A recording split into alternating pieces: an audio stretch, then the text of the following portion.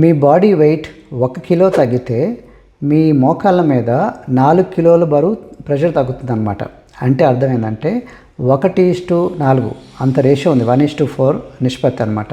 అంటే అర్థం 5 కిలోలు వెయిట్ తగ్గితే మీ మోకాళ్ళ మీద బరువు అనేది 20 కిలోల బరువు తగ్గుతుంది.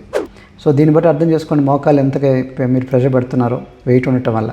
అట్లాగనే హిప్స్ అంటారు చూసారా, హిప్స్ బ్యాక్ బోన్, చాలామంది బ్యాక్ పెయిన్స్ వస్తూ ఉంటాయి. దానికి రేషియో ఏంటంటే మీరు జస్ట్ 1 కిలో తగ్గితే 6 కిలోస్ అంత ప్రెషర్ తగ్గుతుంది హిప్స్ మీద. అంటే అర్థం మీరు 5 కిలోస్ తగ్గితే 30 కిలోల బరువు అంత ప్రెషర్ తగ్గుతుందన్నమాట హిప్స్ దగ్గర. సీటు బ్యాక్ ఇట్లాంటివి చూసారా, బ్యాక్ పెయిన్ ఇట్లాంటివి.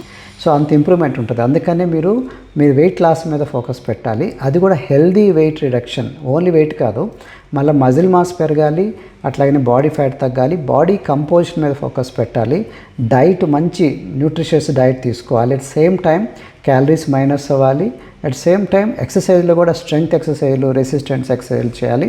మళ్ళీ ఈ అలవాట్లు మళ్ళీ లైఫ్ లాంగ్ ఉండాలంటే healthy life style habits correction చేసుకోవాలి. ఇవన్నీ కూడా ఒక కోచ్ ఉంటే బాగుంటుంది. అట్లా మీకు కావాలనుకుంటే మమ్మల్ని సంప్రదించండి. We're there to help you. మేము రెడీగా ఉన్నాం మీకు హెల్ప్ చేయడానికి.